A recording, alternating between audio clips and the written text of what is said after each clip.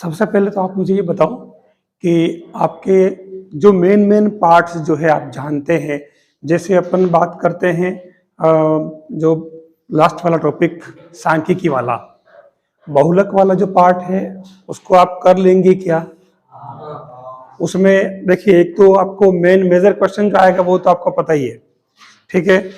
अगर आपके जैसे सीधे सीधे आंकड़े दे दिए मान लो, और कहा जाए कि इसका माध्यक ज्ञात करो, तो आप कैसे करते हैं? जैसे जैसे आपके क्वेश्चन डाल दिया इसने कि 14, 15, 17, 12, 10, 7, 9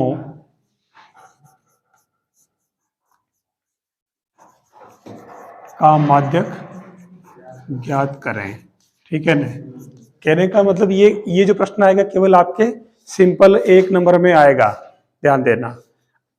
इसमें तीनों प्रश्न जो बनते हैं, एक तो डायरेक्ट आपसे पूछ जाएगा इसका माध्य क्या होगा, तो माध्य में तो कोई दिक्कत ही नहीं है, आपको सीधी बात है कि सिग्मा x बटा n। हालांकि ऐसा प्रश्न माध्य में नहीं पूछते हैं, इसमें पूछेगा तो बहुलक या फिर माध्यक पूछेगा। अब इसके अंदर माध्यक के लिए आप क्या करते हैं? आरोही अवरोही क्रम जमाते हैं, क्या करते हो आप कैसे निकालते हो? फिर उसके बाद जितने नंबर होते हैं वो काउंट करते हैं। अगर विषम संख्या है तो n + 1/2 के सूत्र से करते हैं, अगर सम संख्या है तो उसमें दूसरा सूत्र लगता है। ठीक है, राइट है। इससे भी इजी तरीका जो सामान्यतया कंपटीशन एग्जाम्स के अंदर किया जाता है वो ये है कि वही काम करें आप, इसको चाहे असेंडिंग या फिर डिसेंडिंग ऑर्डर में जमा लें, ठीक है। जैसे सबसे पहले आ जाएगा 7, 9, फिर कौन आएगा? 10, 12, 15, पहले 15 आएगा, अच्छा 14 आएगा, फिर 15 हो गए सारे, ठीक है। अब इसके बाद में, क्योंकि आपको नंबर तो इसका एक ही लेना है, अब आप इसको भले कितना लंबा चौड़ा करें या भले शॉर्ट में कर दें, एक नंबर ही मिलेगा, ठीक है। एक इधर से कैंसिल कर दें, एक इधर से काट दें, एक इधर से काट दें, एक इधर से काट दें, एक इधर से काट दें, एक इधर से काट दें, ये बीच में जो बचा ये आपके माध्यक हो जाएगा आंसर, ठीक है ना। सबसे इजी तरीका, ताकि वो गिनना करना वो समस्या खत्म हो जाएगी। अब अगला प्रश्न ध्यान रखना, यहां 2 केस बनते हैं। ये तो ठीक है कि ये एक संख्या बच गई, आपने पूछा कि बीच में कुछ नहीं बचा, तो वो कुछ नहीं कब बचेगा? जब ये आंकड़े सम संख्या में होंगे, यानी आपके यहां बीच में जब जैसे आपके 2 संख्याएं बचे, अगर अकेली बचे तो वो डायरेक्ट माध्यक है, ठीक है। अगर 2 बचे तो उन दोनों को जोड़ के आधा कर देना, उनको नहीं काटना, सब काट दोगे तो फिर बचेगा ही क्या। इसलिए 2 संख्याएं बचती तो दोनों को जोड़ के आधा कर देना, ये अब 1 नंबर अपनी जेब में, ठीक है ना, ध्यान देना। इसी तरीके के अब जैसे अब दूसरा जो है इसका क्वेश्चन आएगा इस रूप में, ध्यान देना। जैसे इस रूप में आ गया, मान लो आपके क्वेश्चन x और f, आंकड़े ज्यादा भी हो सकते हैं, 7, 8, 5, 4, 3, इस रूप में आ गया। तो इसके अंदर पहली बात तो मैं आपसे पूछूं कि आप इसका बताएं कि z क्या होगा। z मीन्स बहुलक को z से इंडिकेट करते हैं, मोड को ध्यान रखना, ठीक है। माध्यक को m से इंडिकेट करते हैं, कैपिटल M से, और माध्य को, ये जो माध्य है मीन, इसको x बार से इंडिकेट करते हैं। ये तीनों ही सिंबल ध्यान में रखें आप, ठीक है ना। तो बहुलक, इससे अगर बहुलक निकालेंगे तो बहुलक क्या होगा? इसमें बहुलक का बहुलक जेड, तो जेड का आंसर क्या लिखूं बताओ? है 8, लिख दो 8 आंसर, क्या लिखूं? 8 लिख दो, और कोई? हाँ 8। देखिए बहुत हम यही तो गलती करते हैं पूरे पाठ में ध्यान रखना, आंसर इस फ्रीक्वेंसी में से, बारंबारता में से नहीं होते। आंसर हमेशा इस एक्स के अंदर होते हैं। तो 8 सबसे अधिक बार आया, इसका मतलब ये 8 का मतलब क्या हुआ कि 2 की बारंबारता सबसे अधिक है। इसका मतलब बहुलक आपके 2 होगा। ये आप छोटी सी चीज है और गलती कर देंगे जिसमें आपको कोई मेहनत भी नहीं करनी पड़ रही है और नंबर मिल रहे हैं। अगर जरा से चुके तो वो नंबर उड़ जाएंगे। बहुलक तो निकालोगे ऐसे। देखिए आजकल सभी लोग स्टडी करते हैं और सब तरफ आज पढ़ने के बहुत सारे संसाधन हैं, तो पेपर का लेवल आप यूं नहीं समझे कि बिल्कुल इजी आएगा, ठीक है ना। पेपर का लेवल ठीक ही आता है, अच्छे लेवल में ही आता है, ठीक है ना। हमारे जमाने में कौन पूछता इस तरीके से, कोई नहीं पूछता, हम तो ऐसे ही पढ़ते थे, पता नहीं। तो ये जेड तो बहुलक तो इससे हो जाएगा। ये मैं बात कर रहा था माध्यक एम। अब एम कैसे निकालेंगे इससे? आपने क्या पढ़ा,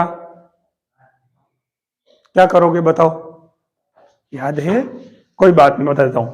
ऐसे जब आंकड़े आए तो बहुलक का तो तरीका पता चल गया आपको कि आप एफ में से देख लेना, सबसे अधिक बारंबारता 8 है, किसकी है? 2 की, तो 2 आपके बहुलक हो गया। बहुलक का काम तो हो गया ये। दूसरी बात, अब आपको इसमें क्या करना, माध्यक के लिए जब कभी सीधे सीधे आंकड़े आते हैं तब तो आपको ऐसे कर लेना है, लेकिन एक्स और एफ जब दे रखा हो तो उस केस में आपको सी एफ निकालना पड़ेगा। एक कॉलम और बन जाएगा, ध्यान देना। यह बात आपको पता नहीं थी? ऐसा तो नहीं हो सकता कि सर ने नहीं बताई हो, ऐसा तो नहीं हो सकता। या तो आप भूल गए या मुझे बता नहीं रहे, यूं देख रहे हो, क्या पता देखे इनको आता कि नहीं आता, क्या पता चेक कर रहे हो है? आपको याद होना चाहिए माध्यक ही एक ऐसा केंद्रीय प्रवृत्ति का माप है जिसमें आपको सीएफ निकालना होगा। अब सीएफ निकालना आता तो है, 7 का 7, 7 8,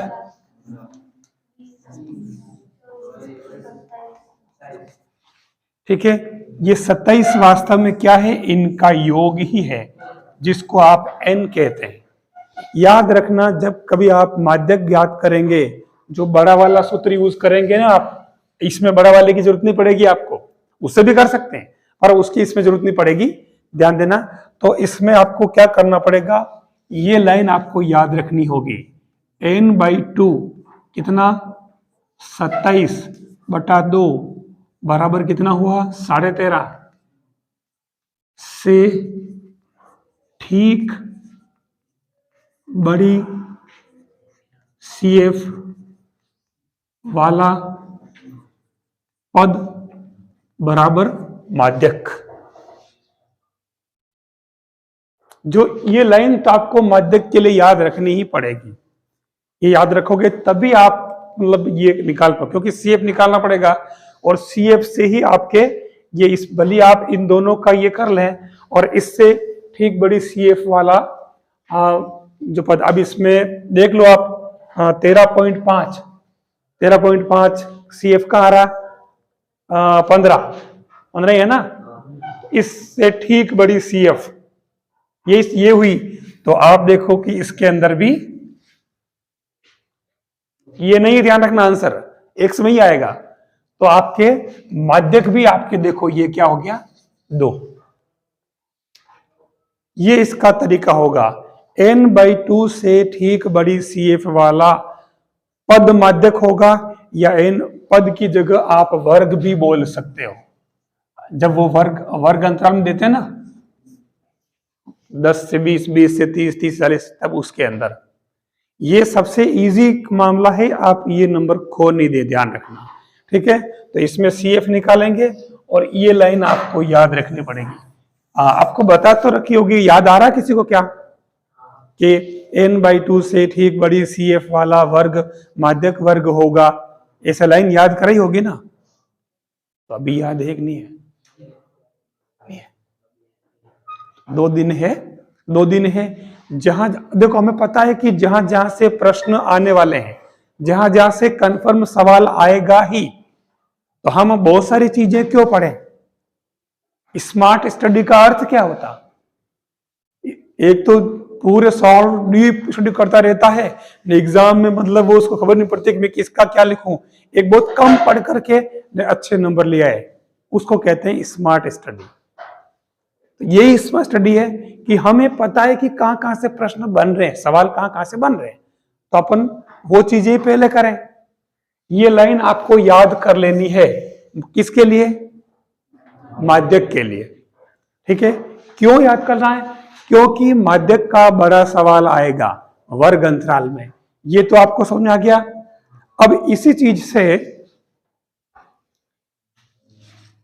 अगर आप वर्ग अंतराल में दे रखा हो तो कैसे निकालते हैं? देखिए ये सब किए हुए उसके अंदर है, आप ज्यादा आपको लगे कि कहीं उतारना तो उतार लेना, ठीक है ना, बाकी सवाल सब किए हुए में मेन क्योंकि एग्जाम के आखिरी टाइम पे बेसिक चीजें डायरेक्ट याद रखने की होती है।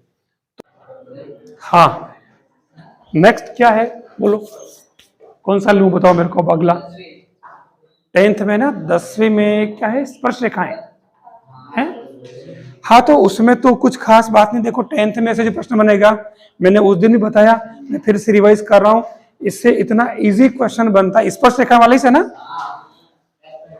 इसके अंदर मैंने कहा ना आपको केवल एक ही डायग्राम ध्यान में रखना है, एक ही। सबसे पहली बात तो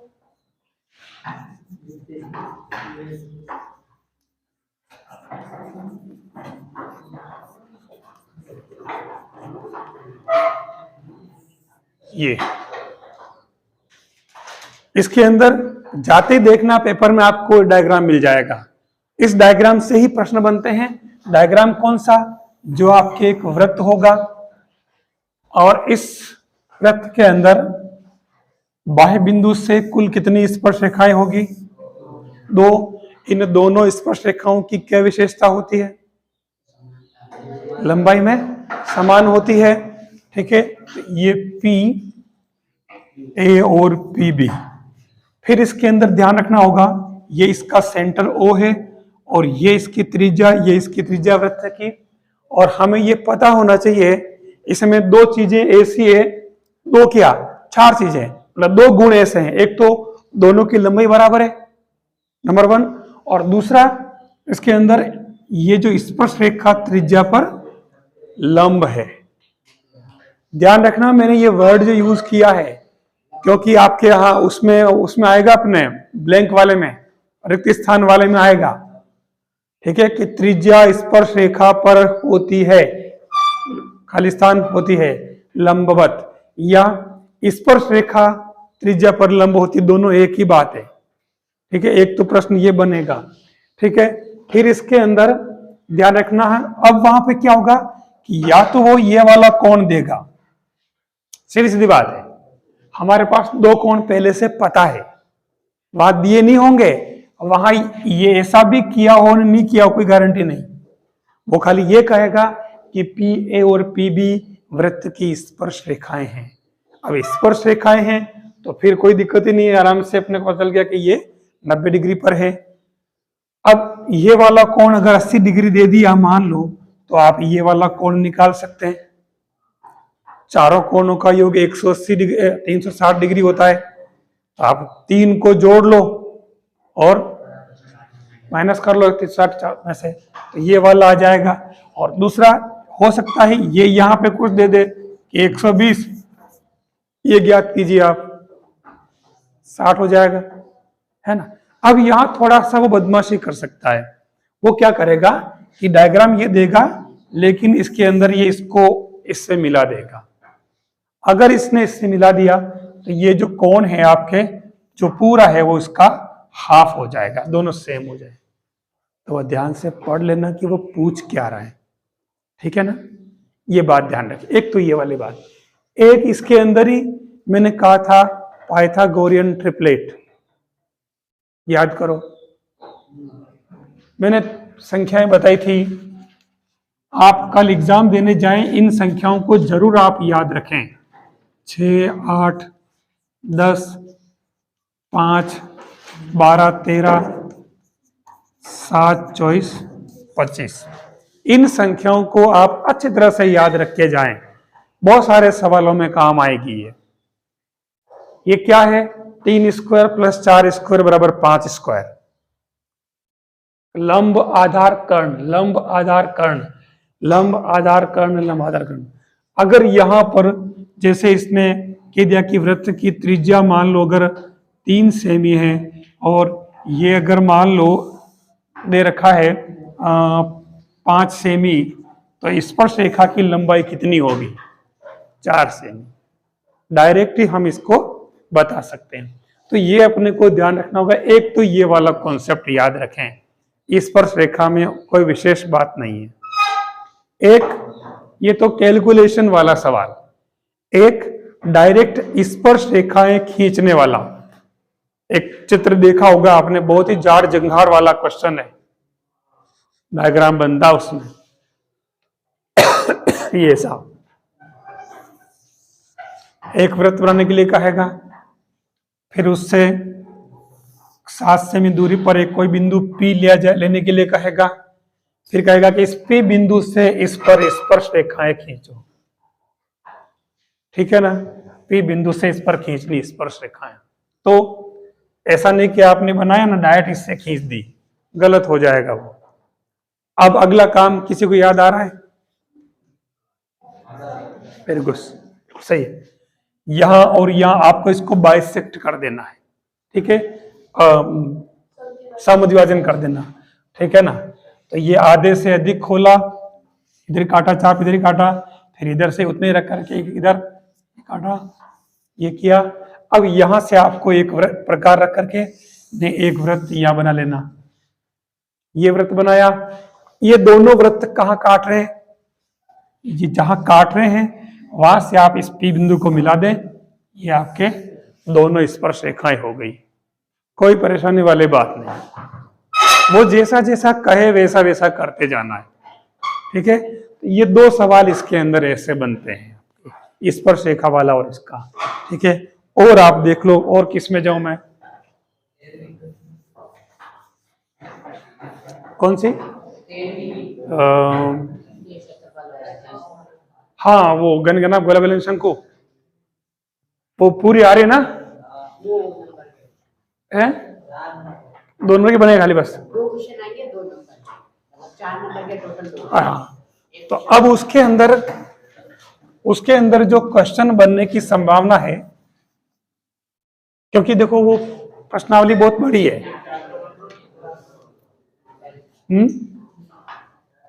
4 नंबर की है, इसका मतलब आप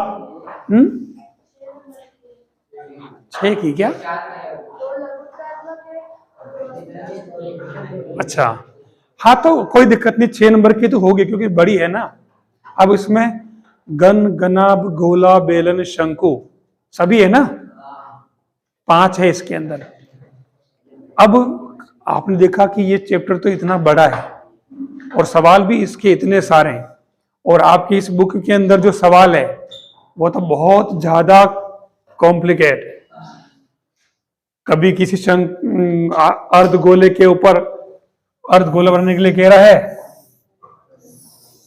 और फिर कह रहा है कि इसको आप बाबा जी का कमंडल बना दो। अब आपको इसका वॉल्यूम निकालना या एरिया निकालना है, ऐसे सवाल है उसके अंदर। कह रहा है कि एक अर्धगोला है ना, अर्धगोले के ऊपर शंकु का एक आधार है, उस पर अर्धगोला है। अब आपको इसका आयतन ज्ञात करना है या संपूर्ण पृष्ठीय क्षेत्रफल ज्ञात करना है। जब कभी सवाल, वैसे देखो आपके ऐसे सवाल नहीं आएंगे, मैं बताऊं, बिल्कुल आपको उलझने की जरूरत ही नहीं है, ठीक है ना। इसमें जो सवाल आएंगे ऐसे ज्यादा वो आएंगे नहीं। सवाल कैसे आएंगे कि खास तौर से बता दूं आपको, एक तो वॉल्यूम वाले, मतलब आयतन वाले। आयतन वाले कैसे, सिंगल आयतन नहीं, वो क्या करेगा कि घनाभ कन्वर्ट इनटू शंकु। अरे यार समझ में आ रहा ना, मैंने कौन लिख दिया, कौन तो जानते हो सभी के, कौन के बिना काम चलता है क्या, है ना। शायद भी हम सबसे पहले कौन ढूंढते हैं, कौन कहाँ है, उसका नाम कौन इसलिए से पड़ा है, मेहंदी लगाते हैं ना वो कौन नाम क्यों पड़ा, वो कौन शंकु तो है इसलिए। वो क्या करेगा, घनाभ को शंकु में बदलने के लिए कहेगा, या कोई जरूरी नहीं, घनाभ को वो बेलन में बदलने के लिए कहेगा, या फिर बेलन को शंकु के अंदर, या फिर घन के अंदर। ठीक है, और कौन बच गया? गोला, तो वो गोले के अंदर। ठीक है ना, मतलब ये कि किसी में से भी कोई से भी दो का सवाल बनेगा। वो कहेगा कि एक बेलनाकार पात्र में पानी भरा हुआ है और उसको शंकु के अंदर पोर्ड कर दिया गया है, उड़ेल दिया गया है। ठीक है, या यूं कहेगा कि घनाभाकार पात्र है और उसको गोलाकार पात्र में डाल दिया गया है। मतलब इन्हीं में से किसी एक को दूसरे के अंदर के लिए कन्वर्ट करने के लिए कहेगा वो। जैसे ही वो कहे, जैसे मान लो बेलन को इसके लिए कहे, तो आपके सूत्र क्या बनेगा? आपके अगर ये वाला बने, अगर ये वाला बेलन से शंकु, तो इसके अंदर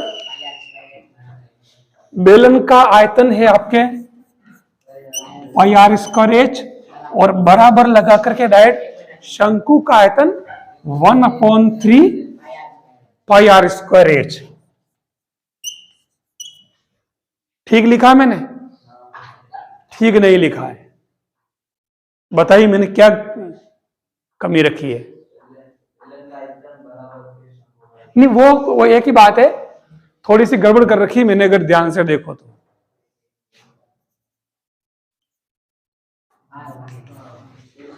क्योंकि दोनों अलग अलग पात्र हैं, तो इसकी त्रिज्या ने इसकी त्रिज्या बराबर हो जरूरी थोड़ी क्या?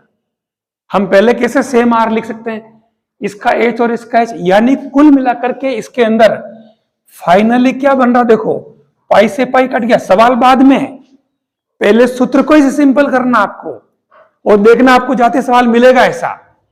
ठीक है, अब क्या बच गया इसके अंदर? इस तीन को इधर ले आओ, आर स्क्वायर एच और आर स्क्वायर एच। अब आपके पास सवाल के अंदर आपके सूत्र जो बना है वो कितने? 4 चीजों में बना है, 2 बार तो एच है और 2 बार आर है। तो सवाल में ढूंढना आपको कोई सी भी 3 चीजें दे रखी होगी और एक निकालनी होगी, बस इसके अंदर मान रखा और आप हल कर लोगे। ठीक है ना?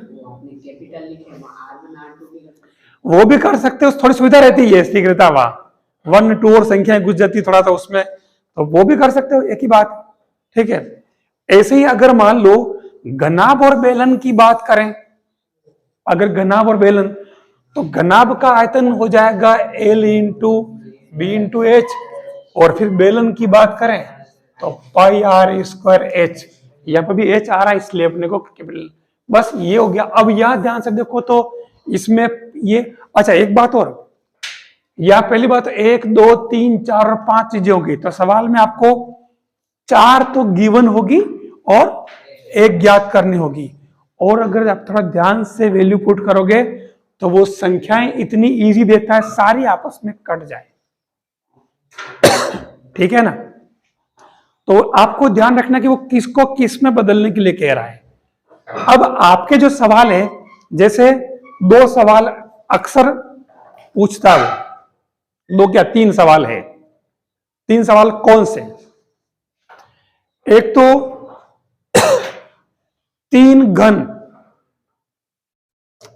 3 घनों को मिलाकर के एक घन बनाया गया है।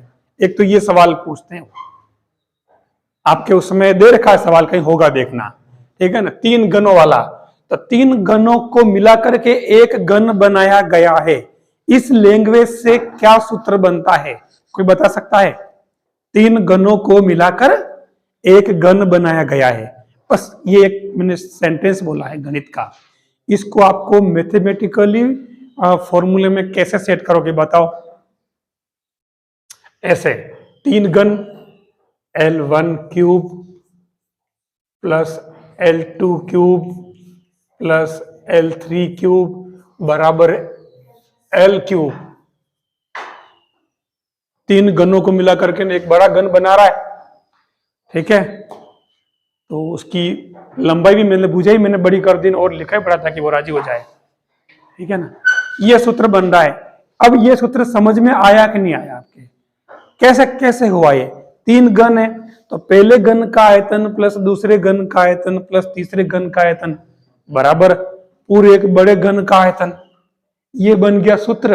अब आपके इसके अंदर इन तीनों की भुजाएं दे रखी होगी, आप यहां रख देना, क्यूब क्यूब करके इन्हें जोड़ लेना और फिर एल क्यूब का मान आ जाएगा तो उसका फिर घनमूल कर देना।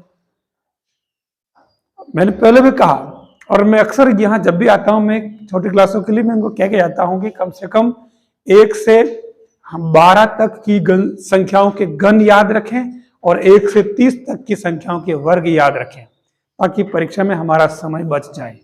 सबसे बड़ी बात तो एक तो घन वाला सवाल बनता है, ये वाला ध्यान देना, ठीक है। दूसरा जो है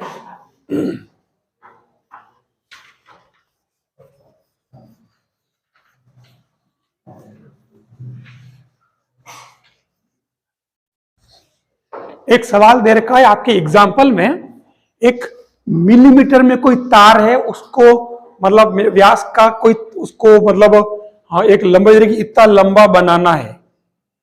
एक बिल्कुल 1.5 लाइन का सवाल है, आप देखो उसके अंदर बेलन वाला जो पोर्शन है ना, बेलन वाले में देख लो आप, बेलन वाले में जहां बेलन शुरू हुआ वहां देखो आप, उदाहरण में दे रखा वो सवाल।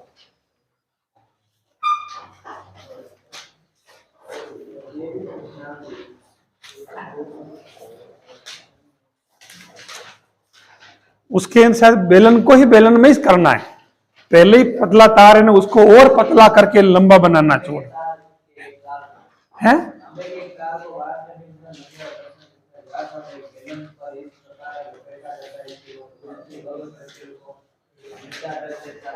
नहीं इतना लंबा नहीं है यार, वो बहुत शॉर्ट नहीं विविध में नहीं है ना। अरे नहीं एग्जाम्पल में उधर चले, ये 10वां एग्जाम्पल 275, इसको ठीक से आप देख लें। 10वें एग्जाम्पल को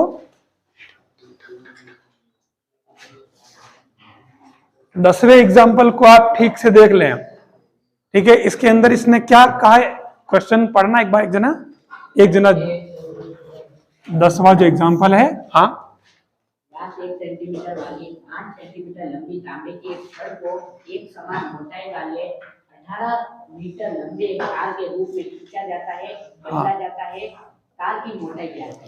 यहां पर दोनों कंडीशन में बेलन ही है ना, छड़ कह रहा ना, छड़ है तो पहले ही बेलन है। तो हम एक काम करें कि ये आपके एक छड़ है, ठीक है, और इसके लिए क्या कह रहा है, इसकी लंबाई कितनी है, छड़ की लंबाई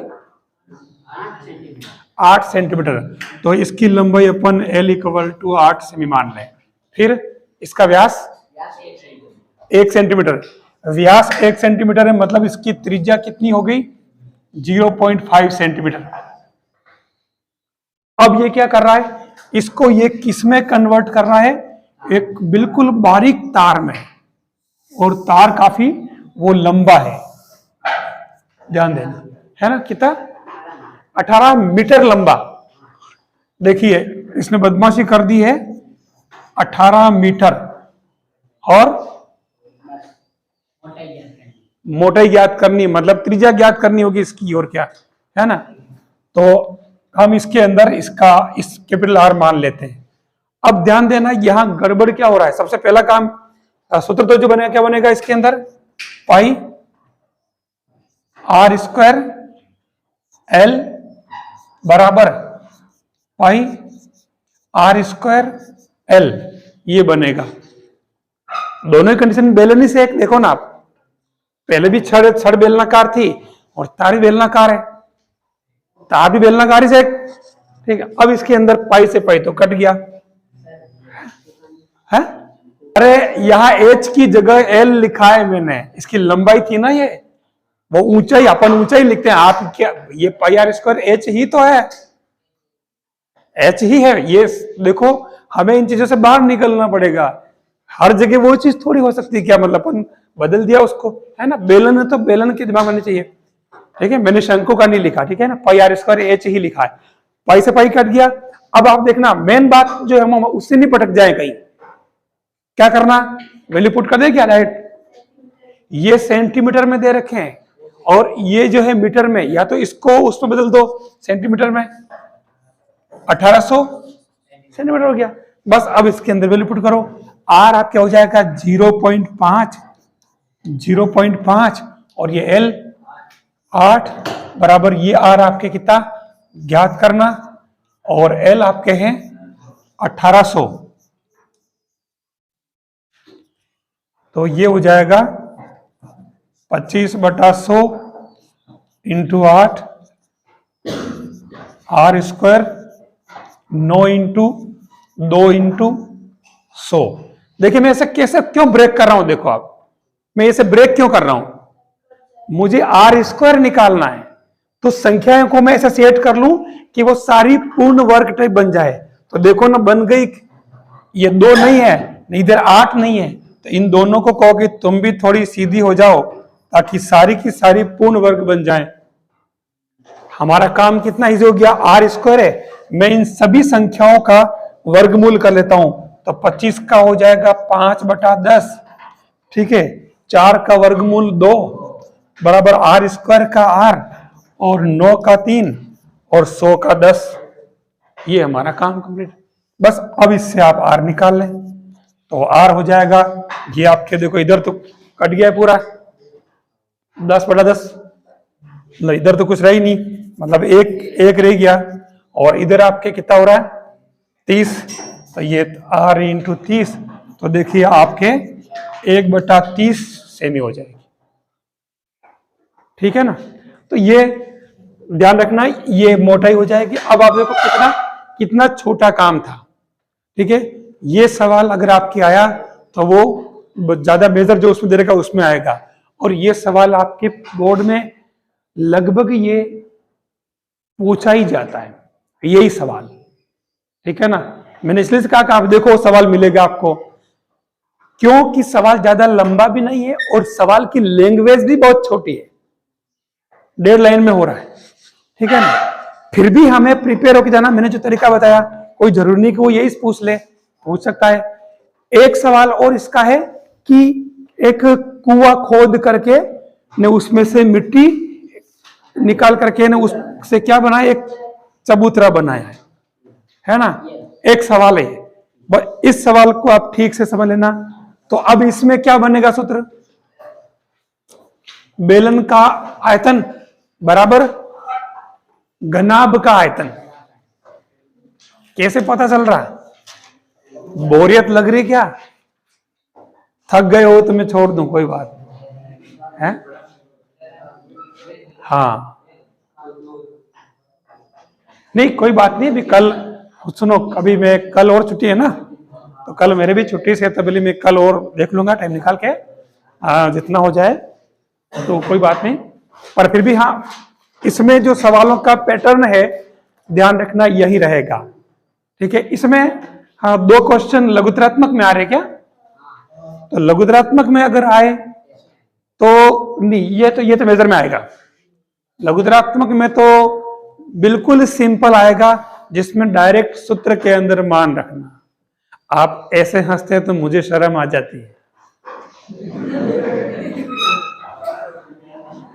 तो इसलिए क्या है कि मतलब थोड़ा सा क्या हल्का सा हंसी मजाक भी हो जाए तो कोई दिक्कत नहीं है, थोड़ा हंस लेना भी जरूरी है, ठीक है। तो कहने का मतलब ठीक है, चलो ध्यान रखना। तो इसके जैसे सवाल इस प्रश्नावली में मैंने कहा ना 2 क्वेश्चन छोटे बनेंगे तो डायरेक्ट सीधे सीधे फॉर्मूला बेस्ड बनेंगे, ठीक है। अगर शंकु वाला क्वेश्चन बना तो शंकु में वो बड़ा प्रश्न अगर पूछ भी लेता है तो वो उसमें या तो वो संपूर्ण पृष्ठीय क्षेत्रफल वाला प्रश्न पूछेगा या फिर पूछेगा वो वक्र पृष्ठ वाला। आयतन वाला संभावना कम बनती है, कारण क्योंकि आयतन तो सीधा सीधा जो बेलन के आयतन का 1/3 ही तो है, ठीक है ना। अब जो मैं जिस बात पर मैं आना चाह रहा हूं कि आपने कहा कि 2 छोटे प्रश्न बनेंगे, तो छोटा प्रश्न क्या बनेगा, वो कहेगा कि एक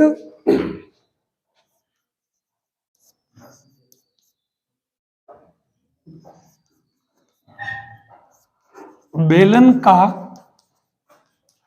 आयतन 30 सेमी क्यूब हो तो समान उसी त्रिज्या और उसी ऊंचाई वाले शंकु का आयतन कितना होगा?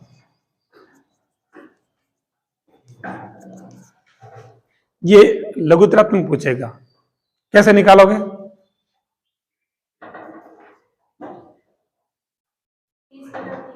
30/3। ये जो है बेलन का आयतन ही तो है, ठीक है। बेलन के आयतन का अगर तीसरा हिस्सा कर दे, टुकड़ा कर दे, ठीक है, तो शंकु का आ जाएगा। यही तो है इसके अंदर। अब यूं नहीं कि यार ऐसा कैसे पूछ जाओ ना, इतना बड़ा क्वेश्चन तो है। अब वहां पर आप बेलन का आयतन उसको अलग लगा रहे हो ना, शंकु का अलग लगा रहे हो, तो वो उससे गड़बड़ हो जाएगा, ठीक है ना। तो एक नंबर में छोटा क्वेश्चन 1 नंबर का है, इसका मतलब सीधी सीधी बात है कि वो 1 या 2 लाइन में हो रहा है, ठीक है। अच्छा, अब मैं क्लोज करने वाली स्थिति में हूं, क्योंकि अब दिया बातें का टाइम हो रहा है, तो इस समय सरस्वती को विराम देना चाहिए। एक लास्ट चीज मैं और बता देता हूं, बताऊं नहीं, पूछता हूं, उस दिन बताई थी। एक क्वेश्चन लिख रहा हूं मैं, √31x प्लस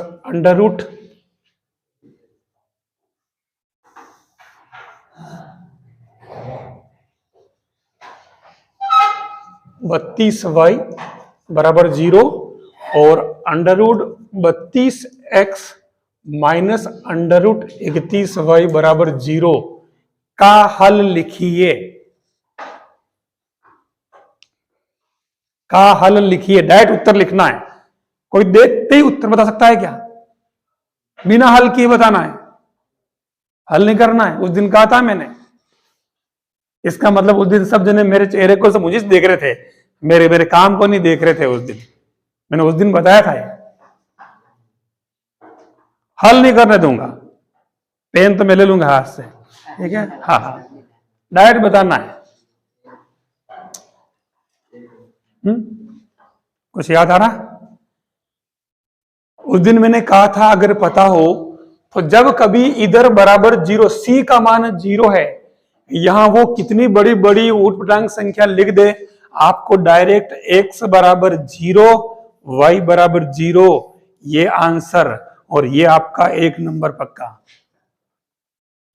ऐसा सवाल मिलेगा आपके उसके अंदर, आप देख लेना। यहां बड़ी बड़ी संख्याएं रूट में देख करके घबराने और डरने की जरूरत नहीं है ना। आपको वो जो करते हो समीकरण 1 को 2 इससे गुणा करने पर, 2 को इससे करने पर, फिर वो विलोपन विधि नंबर 1 लेना है, तो बस खाली आगे 0 देख लिया तो डायरेक्ट लिख देना कि क्योंकि इसमें c बराबर 0 है, c कौन सा, ax plus by plus c बराबर 0 वाला, तो c 0 है, इसलिए x तथा y दोनों के मान 0 होंगे। ये याद रख के जाना, जाते ही पेपर में ढूंढना अगर मिल जाए तो। हाँ, c का मान अगर 0 है, c मतलब वो संख्या होती है ना, इधर बराबर कोई संख्या होती है, वो संख्या उसमें 0 है, खाली x और y में सवाल है, ठीक है ना। c है ही नहीं, क्योंकि c 0 है, इसलिए x बराबर 0, y बराबर 0 डायरेक्ट, ठीक है ना। क्योंकि c बराबर 0, दिस इंप्लाइज x बराबर 0, y बराबर 0। ये इतना सा ध्यान, ये याद रख लो बस, ठीक है। ये इसके अंदर पूछा जाता है। फिर इसके अंदर भी वो 3 कंडीशन बनती है, तो उसका एक सवाल बनना तय है। तो अपन और देखते हैं, जैसे कल अगर टाइम मिला तो मैं आ जाऊंगा, ठीक है।